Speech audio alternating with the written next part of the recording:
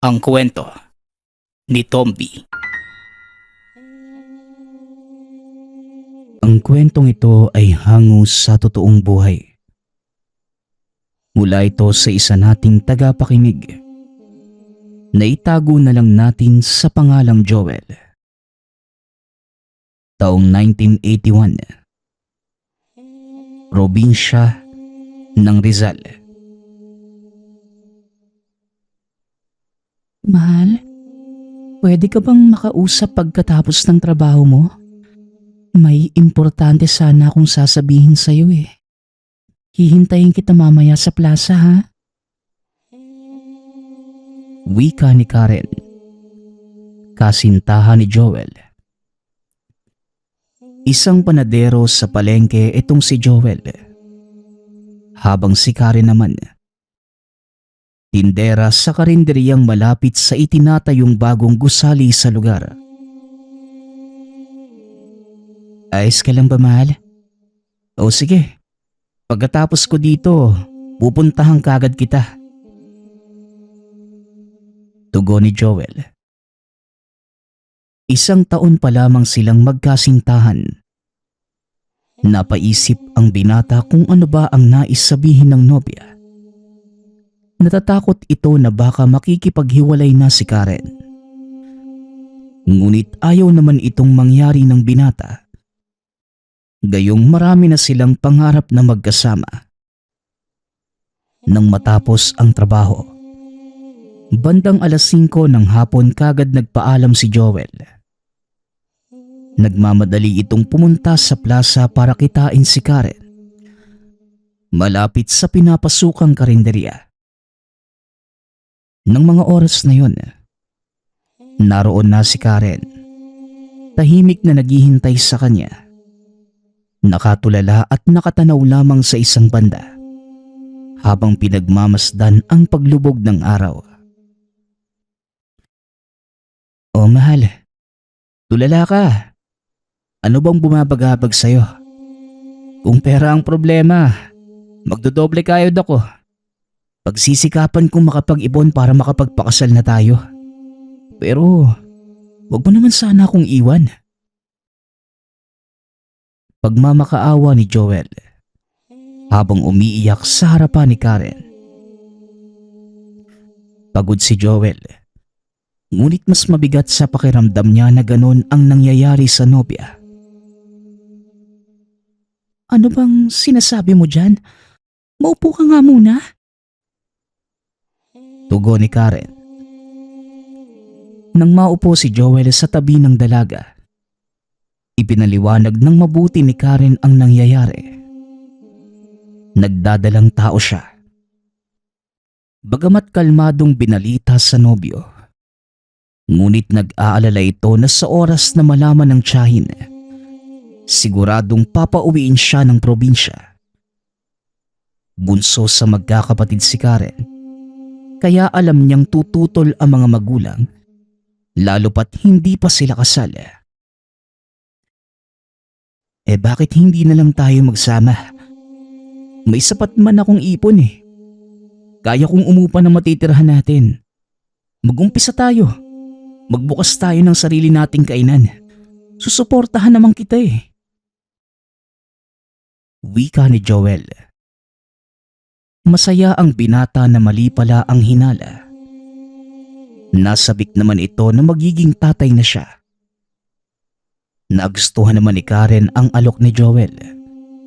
Maayos naman itong nagpaalam sa tiyahin na lilipat. Ngunit nanatili pa ring sikreto ang pagbubuntis. May katamtamang laki ng bahay ang nakuha nila. Para makamura, pinili ng mag-asawa sa medyo dulong parte ng barangay, kung saan mas konti ang mga tahanan. Ayan, dito tayo mag-uumpisa, mahal. Huwag kang mag-alala. Magiging maayos din ang lahat. Nagpadala ako ng liham kila nanay para paluwasin dito si Isabel. Para naman matulungan tayo sa araw-araw na gawain. Pati na din sa bubuksan nating karinderya. Wika ni Joel. Alam ng binata na hindi magiging madali ang lahat. Kaya naman humingi na ito ng tulong sa mga magulang at kapatid. Suportado ng mga ito ang pasya ng binata. At isa pa, nasa tamang gulang naman na si Joel. Aabutin pa ng 2 buwan bago makaluwa si Isabel. Kaya pansamantalang may iwang mag-isa si Karen sa tahanan. Tumigil na ito sa pagbabantay sa karinderya. Habang si Joel naman, nakabisikleta lamang para pumasok sa pinapasukang panaderya. Mahal, huwag ka masyadong magpapagabi ha. Alam mo namang takot akong mag-isa. Tsaka hindi pa natin na ipapaayos yung pinto sa kusina. Hindi ko maintindihan pero hindi ako mapalagay mag-isa. Parang may laging nakatitig sa akin. Wika ni Karen. Nangako naman ang binata na aagahang umuwi. Binilinan niya ang asawa. Huwag bubuksan ang pinto hanggat hindi nasisiguradong siya ang nasa labas. O mahal, palagi kang magsasara ng pinto ah. Tsaka kung papasok ka naman sa kwarto, maglagay ka ng nakabaliktad na walis sa pinto ng kusina at sala ha. At yung bawang at asin, itabi mo palagi sa higaan mo. Bilin ni Joel. Maraming alam ang binata pagdating sa mga kaugalian at tradisyong ginagawa sa tuwing may buntis sa tahanan. Maging sa sala, nagsabit ito ng nakapatiwarik na kutsilyo para maiwasan ang biglaang pagpasok ng mga hindi inaasahang bisita. Namulat si Joel sa mga pamahiin at kaugalian ng matatanda sa pinanggalingan. Lahat ng ito, sinusunod niya, alang-alang sa asawa at magiging anak. Habang si Karen naman, walang alam sa ganitong mga bagay. Ngunit naniniwala siya sa aswang at mga elemento. Matapos ang trabaho sa panaderya, dumaan muna ito ng palengke at nagmamadaling umuwi si Joel sa tahanan. Mal, nandito na ako. Bumili nga pala ako ulit ng bawang at asin. Wag na wag mong kakalimutan na lagyan ng mga pinto at pintana ha. Hindi naman sa pinag-iisip kita pero mas mabuti na din ang sigurado tayo.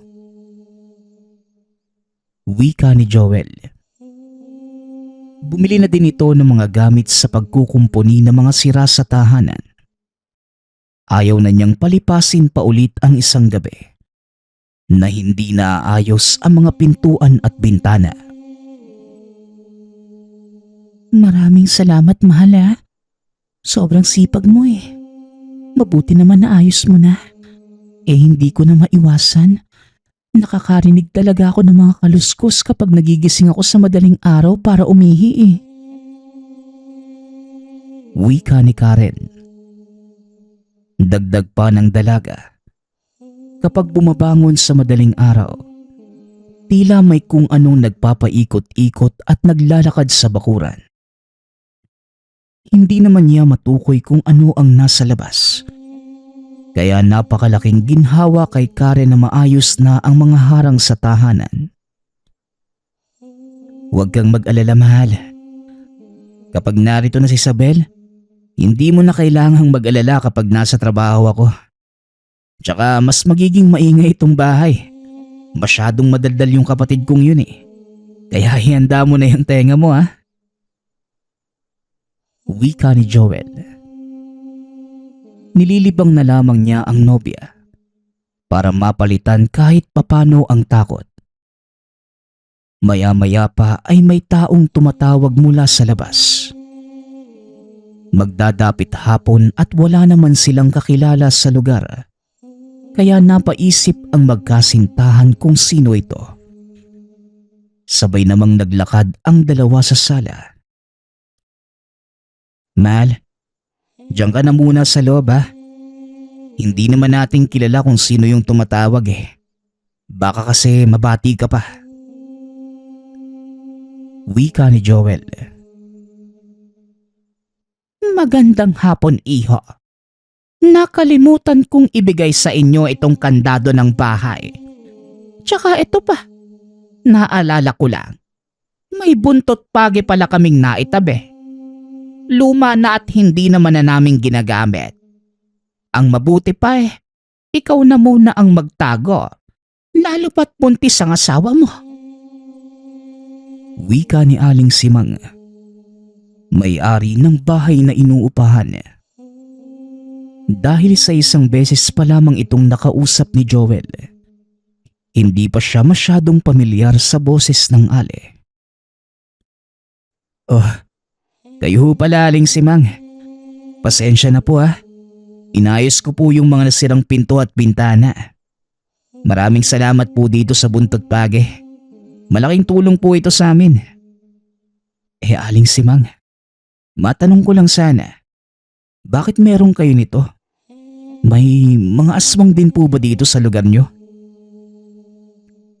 Tanong ni Joel. Alam mo, Joel, kahit saan namang parte ng Pilipinas yata nagkalat sila. Hindi lang natin alam. Maaring yung iba, mas pinipiling maging tahimik na lamang sa buhay. Pero para sagutin ang tanong mo, oo, meron dito noong araw. Noong nag-uumpisa pa lang din kami ng asawa ko magpamilya. Makailang beses kaming sinubukang pasukin ng aswang sa bahay namin. Mabuti na lang, maraming alam sa pangontra ang asawa ko. Kaya sa awa ng ama, hindi naman kami napahamak. Pero madalas ang manananggal noon dito. Baryo pa lamang ito noon. Hindi ko lang alam kung narito pa ang angka ng mga aswang na yon. Matagal na din kasing payapa ang lugar. Pero kahit ganon, huwag ka masyadong magpakampante. O siya, maggagabi na pala't mauuna na ako. Pagsasalaysay ni Aling Simang. Habang si Joel naman, muling sinubukang tignan at siguraduhing maayos ang pagkakasara ng bakod. Masaya si Joel na meron itong magagamit na proteksyon sa oras na mangyari ang kinatatakutan. Wala pa silang maaasahang iba sa lugar na yon. Kalat ang mga kabahayan at hindi pa nila kakilala ang mga nakatira. Mahal, sino yung nasa labas kanina? Pasensya ka na hindi ko na nakita Nahihilo kasi ako. Siguro dahil lang sa pagod. Nagugutom ka na ba? Ipaghahanda na kita ng makakain. Tanong ni Karen. Huwag kang magalala, mahal. Si Aling Simang lang yon. Hinatid lang itong kandado sa pinto at bintana. Tsaka pinahiram niya rin sa akin tong buntot pagi Mainam tong pangontra. Tugon ni Joel. Hindi naman inabala pa nito ang buntis sa paghahanda ng pagkain. Siya na mismo ang nagluto ng hapunan. Matapos maasikaso ang asawa, kagad inilatag ni Joel ang pangontra sa tahanan. Kasama na ang pagsisindi ng kamangyan para pausukan ang buong tahanan. Sa pagkakaalam ni Joel, bukod sa pangontra ito sa aswang, mainam din itong gamitin para maitaboy ang mga masasamang elementong naroon. Mahal, sa tingin mo ba, malalagyan mo ng bubong at harang yung papunta sa palikuran natin? Iniisip ko, masyadong nakakatakot kung lalabas tayo palagi sa tuwing naiihi sa madaling araw total, malapit lang naman sa kusina. Bakit hindi mo na lang iduktong dito sa bahay para mas ligtas? Mungkahi ni Karen. O sige, mahal. Ako nang bahala. Bukas na bukas din Titingin ako ng mga materyales na mabibili ko sa junk shop doon sa labas.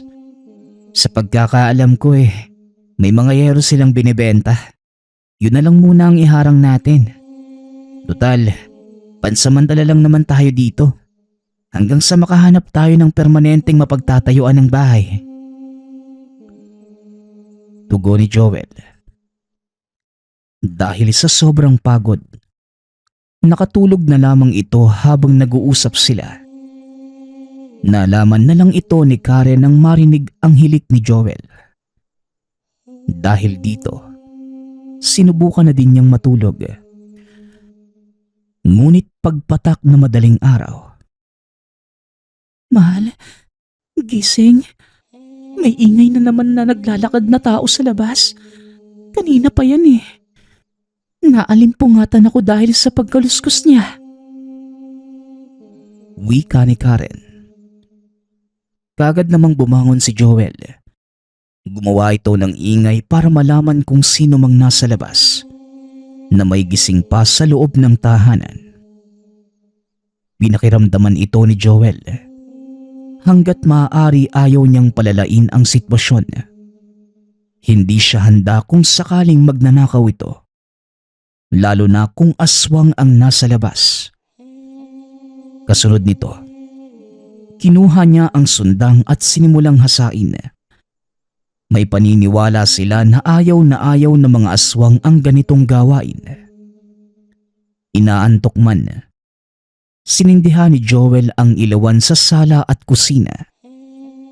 Gusto niyang maging maliwanag ang bawat sulok ng tahanan hanggat maaari.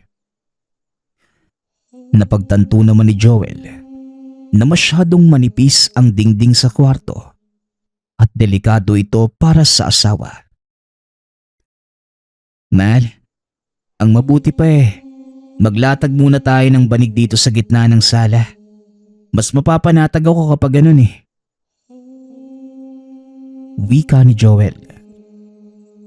Binabalak niyang ayusin kinabukasan ang silid.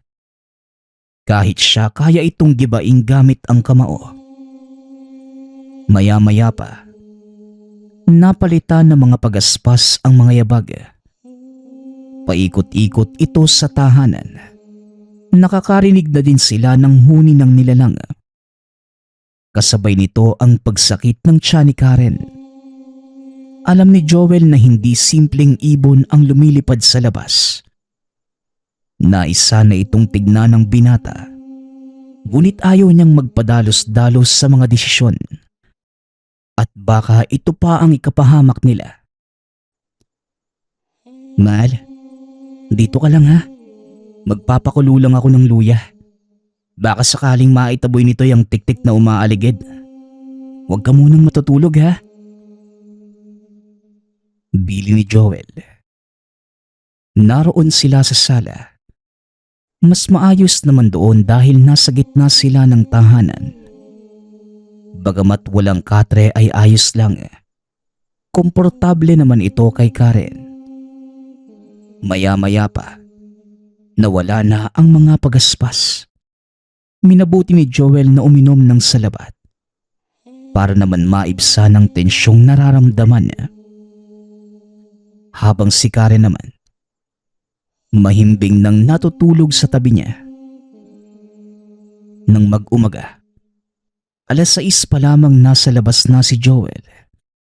Naglinis ito ng bakuran at tinignan ang paligid.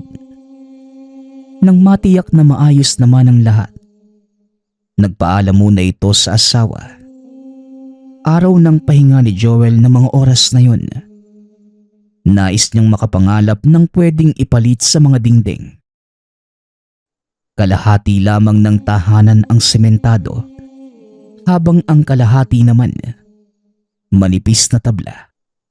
Ang ilan dito ay marupok na dahil sa anay at kalumaan. Habang nasa pamilihan, narinig ni Joel ang usapan ng mga residente tungkol sa gumagalang aswang na nagpapaikot-ikot sa mga tahanan tuwing gabi. Paring Balong, nais mo na ba yung bubong nyo? Abay, mag-iingat ka. Buntis pa naman ang asawa mo. Hindi mo ba napalitaan yung aswang na gumagala sa barangay natin? Kagabi lang, napadaan sa bahay namin ang ingay nung tiktek. ayaw magpaawat. Mabuti na lang may mga pangontra kami. Kung ako sa'yo ayusin mo na yung bubong nyo bago pa kayo aswangin. Wika ni Mang Cardo, isa sa mga residente sa barangay. Huwag kang mag-alala pare. Naipaayos ko na kahapon. Abay hindi ka nagkakamali. Nakita ko mismo yung aswang na nakadapo sa mangga namin. Wala akong dalang panlaban nung lumabas ako. Kaya naibato ko na lang yung tsinelas ko. Saka ako kumaripas papasok ng bahay. Buka yatang aktibo na naman yung pamilya ng aswang sa karatig lugar. Marami na naman kasi ang buntis sa bayan natin. Tugon ni Mang Balong. Dahil sa mga narinig, nakumpirma ni Joel na inaaswang nga sila kagabi. Hindi na ito nag-aksaya ng panahon. Naisip nitong magdagdag ng karagdagang harang sa tahanan. Dahil nagtitipid sa tambakan ito naghanap ng mga materyales, mga yero, kahoy at tabla. Swerte namang nakakuha siya ng mga kailangan. Nagpatulong na lamang ito na madala sa tahanan. Habang nasa daan pa uwi, nakita nito ang batang nakatanaw sa bakuran. Mula sa tawid kalsada, nakatayo lamang ito roon. Nang mapansin ang habal na paparating, kagad itong tumalikod at naglakad papalayo. Hindi naman namukaan ni Joel. Dahil sa pagiging abala, hindi niya ito pinagtuunan ng pansin. Maraming salamat po, Manong. Wika ni Joel sa naghatid ng mga materyales sa tahanan. Nang maibaba ang mga materyales, kagad kinandado ni Joel ang bakuran. Oh mahal, mabuti naman at dumating ka na. Kanina pa pabalik-balik yung bata sa bakuran natin Mukhang magnanakaw, kaya sinarado ko lahat. Grabe talaga ang panahon ngayon Akala siguro nung bata walang tao dito. Mabuti nga at nagising ako. Nakita ko siya kanina papakyat na sa bakod, kaya sinigawan ko. Ayun, napaatras naman pero hindi pa rin umalis Nakatitig lang sa akin. Wika ni Karen. Sa isip ni Joel, tila ito din yung batang nakita na nakatanaw kaninang paparating. Huwag kang mag-alala, mahal. Hindi na ulit yun makakalapit dito. Madami talagang ganyan Mga mangangalakal na nagnanakaw sa mga kabayan. Lalo kapag walang tao. Ang mabuti pa siguro, manghihingi na ako ng aso sa katrabaho ko. Para naman may kasama tayong bantay sa bahay. Siguradong mabubulabog sila kapag may aso na tayo. Sa Lunes, susubukan ko kung naroon pa sa kanila yung inaalok sa aking aso. Tugon ni Joel.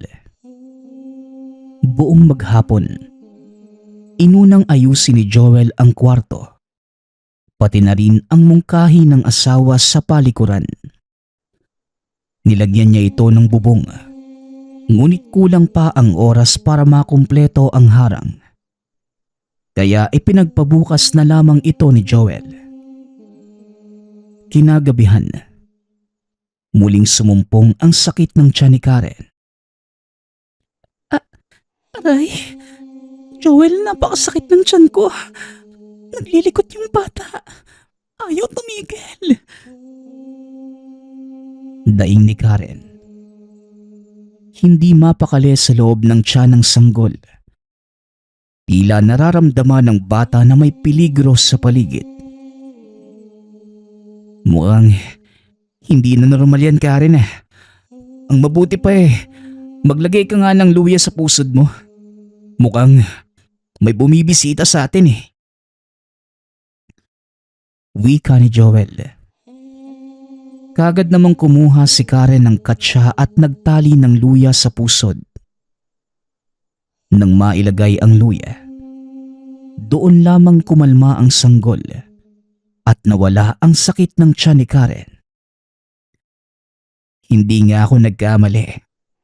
Mukhang nag-uumpisa na ang pagbisita ng mga aswang mala. Bukas na bukas din. Maghahanap ako ng malalapitang albularyo. Hihingi ako ng tulong sa paglagay ng pangontra sa bahay. Wika ni Joel. Hindi nagtagal. Nakatulog na si Karen. Magdamag na hindi sumakit ang tiyan at kalmado na ang bata sa sinapupunan. Habang si Joel naman, balisa at hindi makatulog dahil sa pag-aalala sa lagay ng mag-ina. Ni ayaw niyang ipikit ang mga mata dahil baka masalisihan siya ng aswang. Nakadilat lamang ito. Binabantayan ang asawa at pinapakiramdaman ng paligid. Buong gabing walang tulog si Joel. Lutang at hirap makausap. Ang mabuti pa siguro, mahal eh. Huwag ka na munang pumasok ngayon. Matulog ka na lang ng maayos. Baka mapano ka kung pipilitin mong pumasok sa trabaho. Magpahinga ka na lang muna sa bahay, mahal. Wika ni Karen. Alam ng asawa na ilang araw ding walang maayos na tulog si Joel. Oo nga, mahal eh. Matutulog muna ako, ha? Wala kang pagbubuksan ng pinto, ha? Tugon ni Joel. Ngunit hindi pa man nagtatagal ang pagtulog. Napansin ni Karen na naroon muli ang bata. Nakatitig lamang sa tahanan. Pabalik-balik ito ng lakad at papalapit ng papalapit sa bakuran. Nalingat lamang sandali si Karen nang muli niyang silipin ang bata. Napatili ito nang makita. Naroon din nakasilip sa butas kung saan siya nakatingin. Joel, yung mga ngalakal na bata, nasa labas na naman. Sinisilip tayo sa loob. Wika ni Karen. Napabalikwas naman mula sa pagkakatulog si Joel. Kagad kinuha ang itak at nilabas ang bata. Paglabas niya, naroon nga ito at tila nagulat pa ang batang naroon si Joel. Tila inakala nitong umalis na papasok sa trabaho ang binata.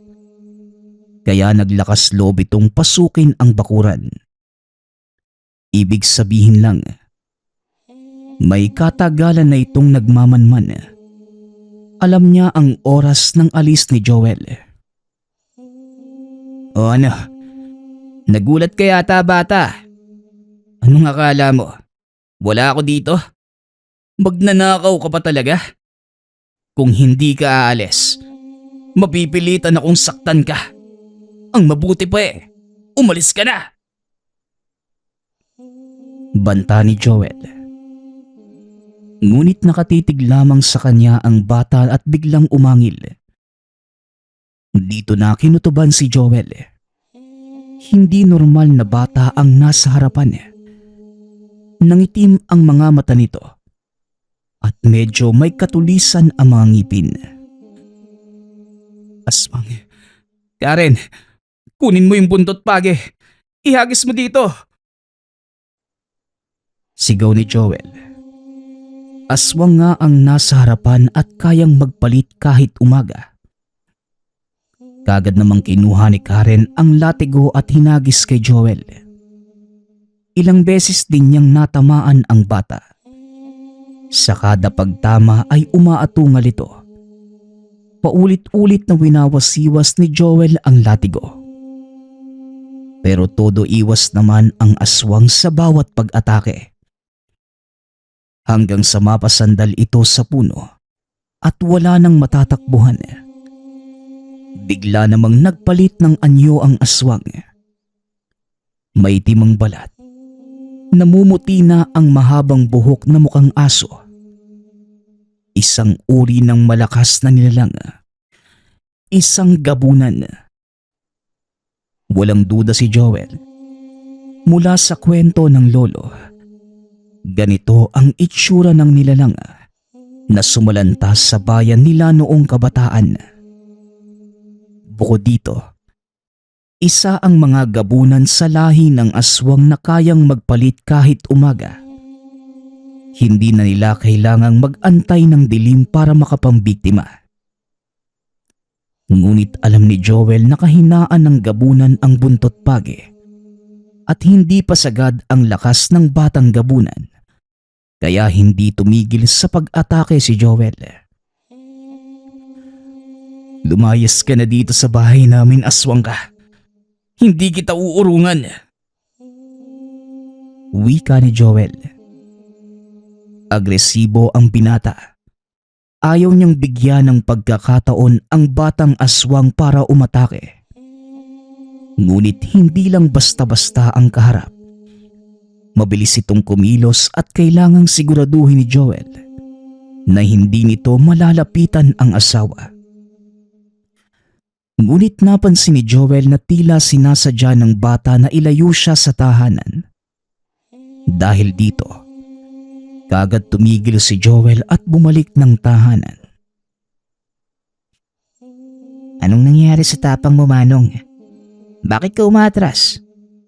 Akala ko ba matapang ka? Asan ang tapang mo ngayon?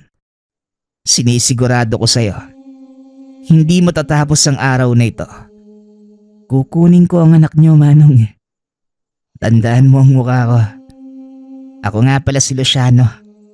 At uubusin ko kayong tatlo. Wika ng batang gabunan.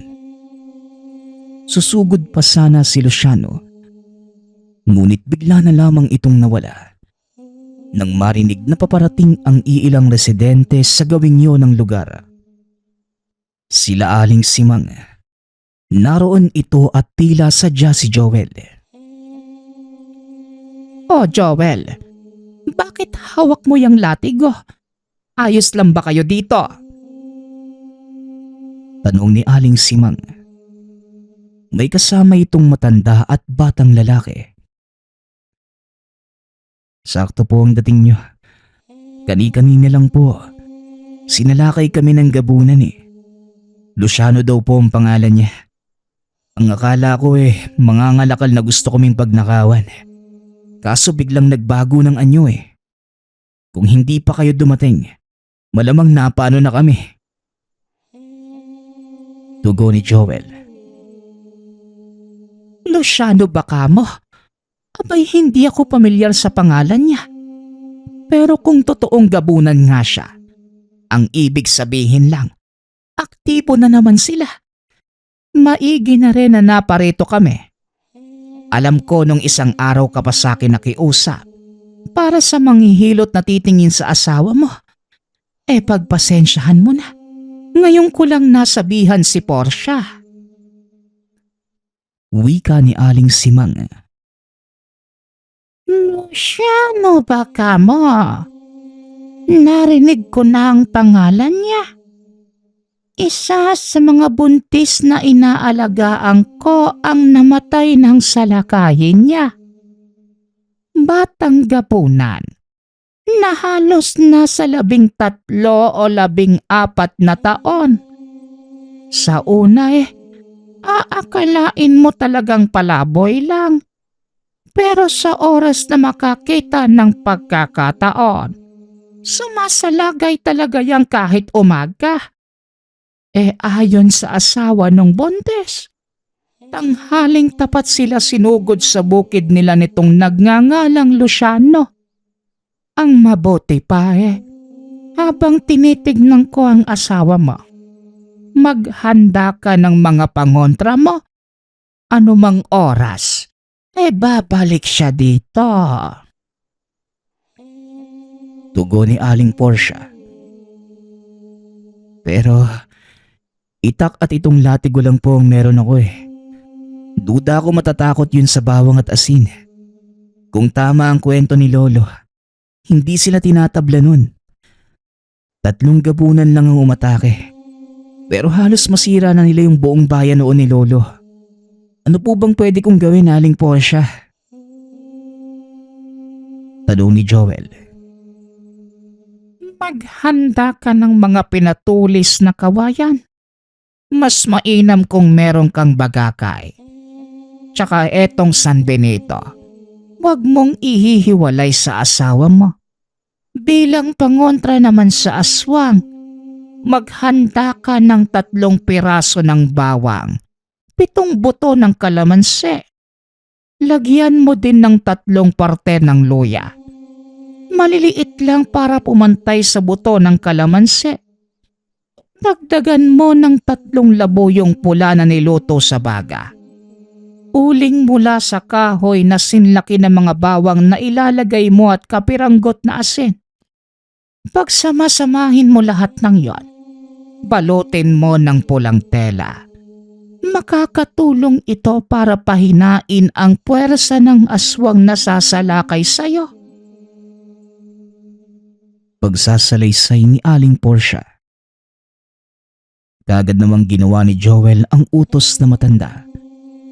Kailangan niya itong makumpleto para malapatan ng orasyon ng matanda. Nang makagawa ng 2 pangontra, kagad niya itong dinala sa matanda.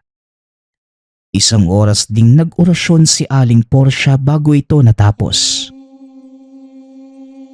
Aabisuhan ko na din ang kapitan para merong mga tanod na rumoronda sa gabi. Mahirap na. Baka hindi lang kayo ang salakayin ng aswang na yon. Maraming buntis dito sa barangay natin. Nakakabahala ang muling paglitaw ng gabunan dito. Wika ni Aling Simang. Karen, tama ba? Huwag mong ihihiwalay ang San Benito at itong pangontra. Itali mo na lang malapit sa tiyan mo. Lalo na kapag matutulog ka. Maayos ang bata. Malusog kaya siguradong takam na dyan si Luciano. Si Mang, ang mabuti pa dito na muna ako ngayong gabi. Oobserbahan ko ang mga mangyayari. Kung wala namang maganap, uuwi na ako kinabukasan. Dagdag ni Aling Portia. Ngunit hindi pa man sila nagtatagal sa kwentuhan. May dumating na isa pang lalaki. Hinihingal ito at hinahanap ang matanda. Manganganak na ang asawa at kailangan nila ng tulong. Dahil dito, mukhang hindi na sila masasamahan ni Aling Portia. Tanging si Joel at Karen na lamang ang matitira sa tahanan. Kaya matapos ang panghihilot kay Karen, kagad nang nagpaalam si Aling Portia, kasama si Aling Simang at anak nito. Matapos yon, kagad namang sinara ni Joel ang tarangkahan. May iilang kawayan pa naman siya. Sinunod nito ang bili ng matanda at pinatulis. Ngunit sa kasamaang palad, wala na siyang oras para gumawa ng pinatulis na bagakay. Maninipis lamang ang kawayang naroon, ngunit minabuti pa rin niyang ihanda ito. Muling sinubukan ni Joel na magpahinga. Kailangan niyang manatiling gising sa gabi sa pagsapit ng pagsalakay ng aswang. Kinagabihan niya. Mahal, gising na. Wala pang ilaw sa sala at kusina natin. Natatakot akong lumabas sa kwarto Wika ni Karen. Kagad namang nagising si Joel. Bumangon ito para magsindi ng ilaw. At pagkatapos, pumunta na ng kusina at naghanda ng makakain. Tahimik ang gabi. Kaya buong akala ni Joel wala nang manggagambala sa kanila. Ngunit nagkamali siya. Bukod pala sa batang aswang, may manananggal din na napadpad sa lugar. Naroon ito at nakasilip sa butas ng bubong. Nakaabang at matyagang nag-aantay ng tiyempo Ngunit hindi naman ito magawang makalapit dahil sa mga pangontra. Pero labis ang pagkagutom ng manananggal. Hayok na ito sa laman at hindi mapigilan ang paglalaway. Joel, may aswang sa bubong.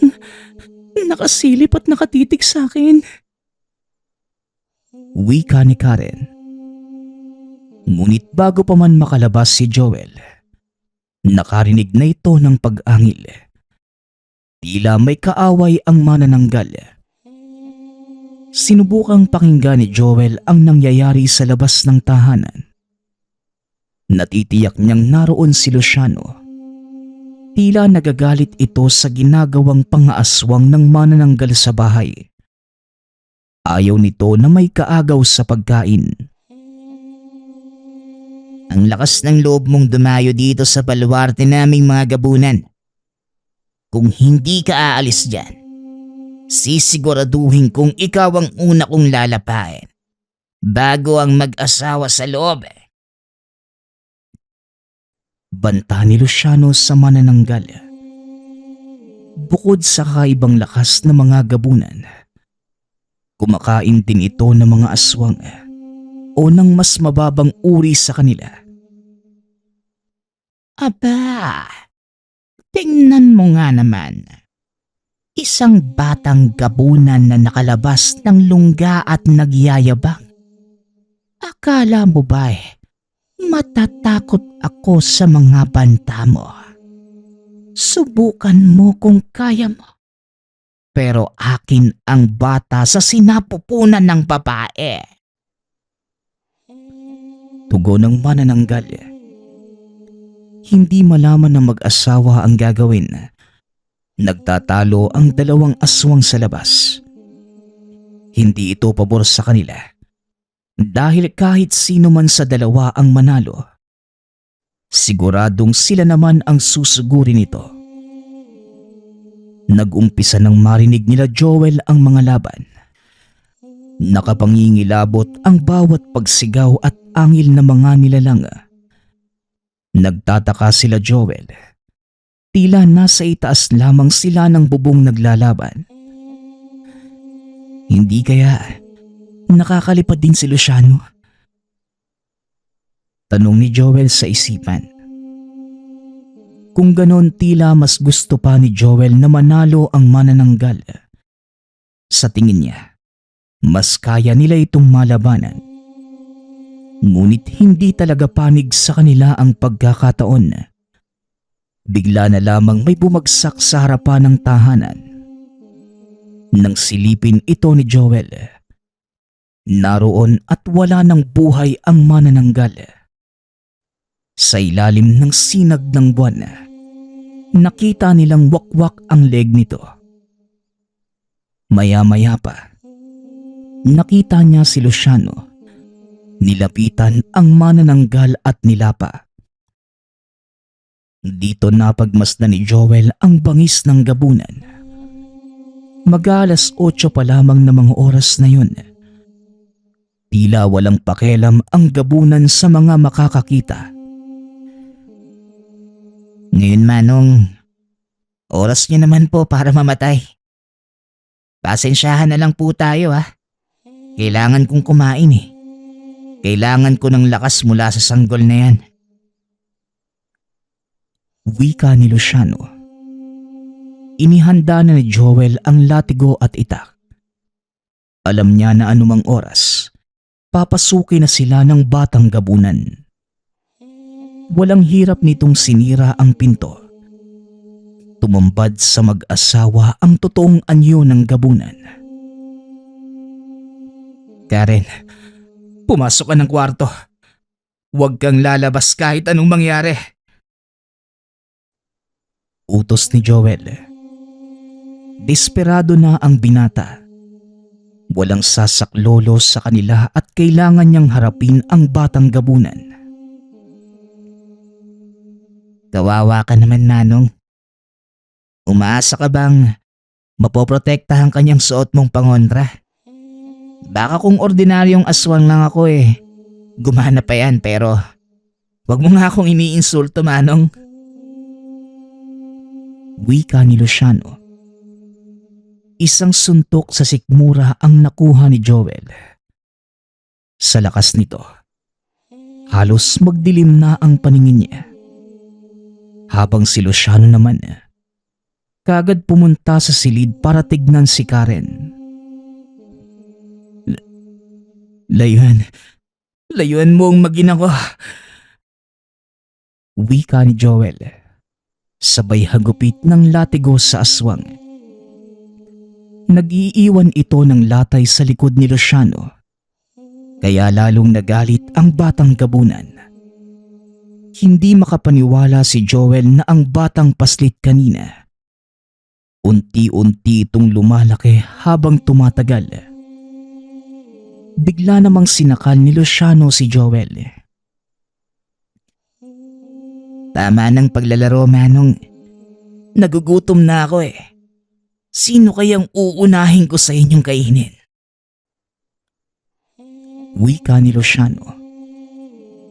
Ngunit ilang sandali pa, biglang nagsuka ng dugo ang gabunan. Lumabas din ang dugo mula sa ilong at tenga. Teka, anong nangyayari sa akin? Anong ginawa mo, Manong?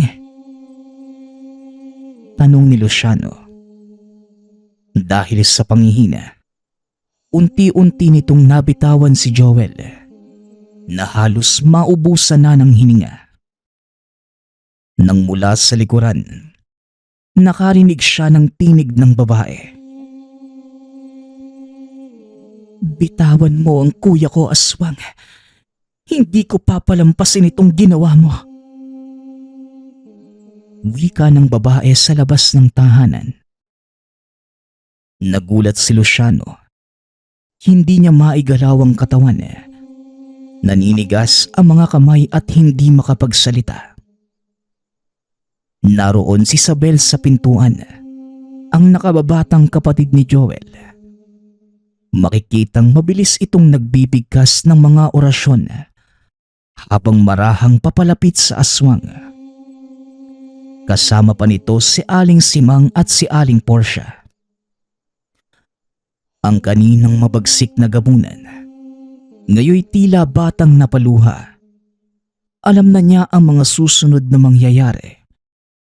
Alam niyang sigurado na ang kamatayang sasapitin sa kamay ng dalagang mambabarang.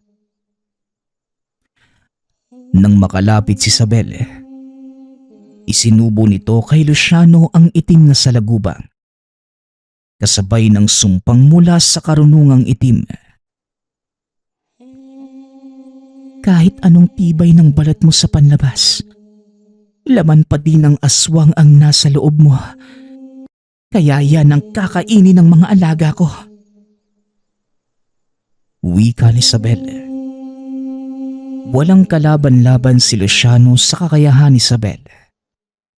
Napasailalim siya ng itim na sumpa. Napaiyak na lamang ito habang unti-unting kinakain ng alaga ni Isabel. Hindi nagtagal. Tumigil na sa paghinga ang gabunan. Saka pa lamang inutusan ni Isabel na lumabas ang alaga sa bibig ni Luciano. Mabutit umabot kami, kuya. Ay, ano na lang ang gagawin mo kung wala kami? Wika ni Isabel.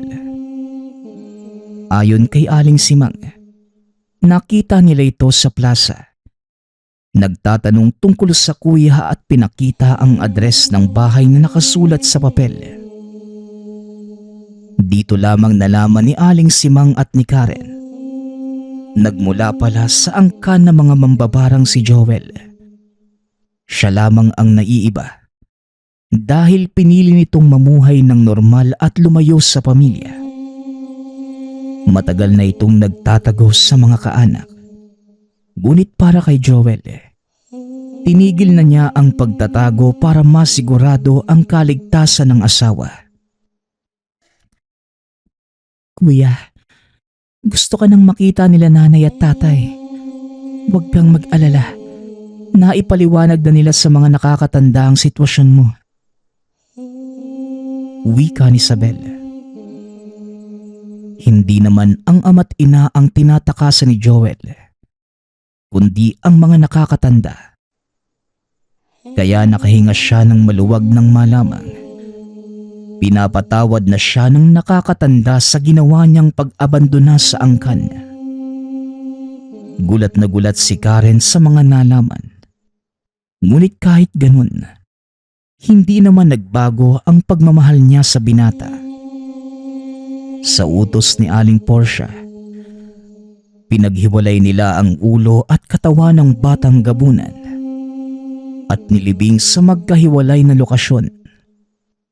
Hindi ito maaaring sunugin sa maraming kadahilanan at baka balikan sila ng mga kalahi ng bata. Nanatili si Isabel sa piling ng kuya at ate Karen niya hanggang sa tuluyan itong makapanganak.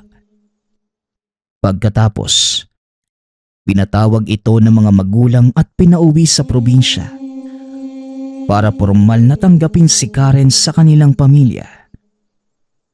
Ngunit kahit ilang taon na ang nakalilipas, sariwa pa rin sa alaala ni Joel nang makahapatay sila ng batang gabunan. Nagpapasalamat nga pala ako sa lahat ng sumusuporta sa ating channel. Nawa ay patuloy niyong suportahan at pakinggan ang ating mga kwento. Hanggang sa muling pakikinig. Paalam.